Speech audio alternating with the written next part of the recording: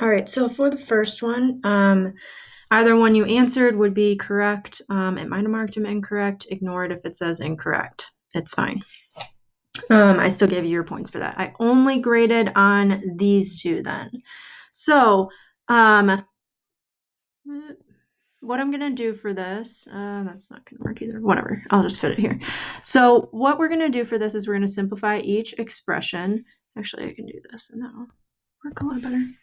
And I'm going to go through each one of these so that you can make your corrections. You do need to tell me what you did correct, or I mean what you did incorrectly if you have it wrong. So for our first one, we have our original expression here. So then let's find our, okay, we have a subtraction sign immediately, so we're going to need to distribute.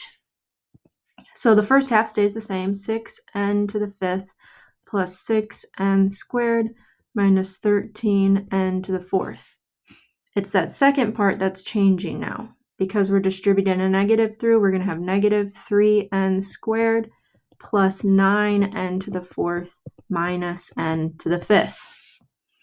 All right, so let's look at like terms here. We have 6n to the 5th minus n to the 5th. 6n to the 5th minus n to the 5th.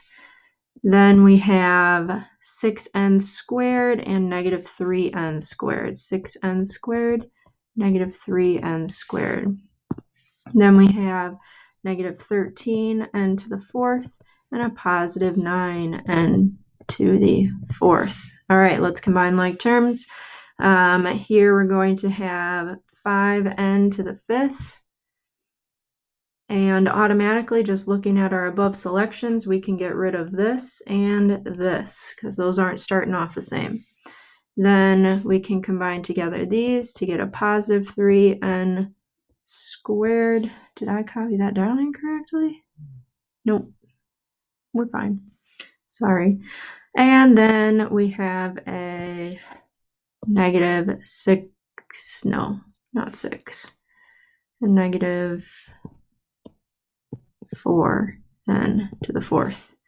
Okay, we put this in order, or we just look up at the top. Putting it in order and looking up at the top, we're going to end up with C as our correct answer. C. So if you need to go through this again, go back, pause, repeat.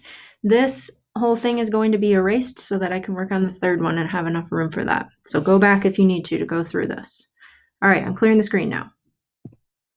All right, so for number 3, here we do not have to distribute at all. So we can just look immediately for our like terms. Actually, I'm going to rewrite this just so that it is written there in a way where I can like quickly identify and then also combine the like terms. So I'm just rewriting this. Okay, so we have 2b and 10b, so 2b plus 10b. Then we have negative 14b to the 3rd and no other b to the 3rds. Then we have negative 3b to the 4th and a negative 8b to the 4th. And then we have a negative 12b squared. All right, so automatically what we can do is we can look for anything. Make sure that they have this negative 14b to the 3rd.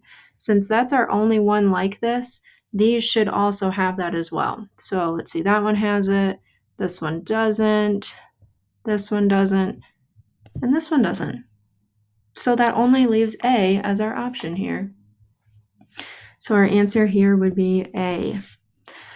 However, if you didn't go through like that, let me do it this way as well. So this is where you would probably be able to catch your errors. So here we have 12b minus 14b to the 3rd minus 11b to the 4th minus 12b squared.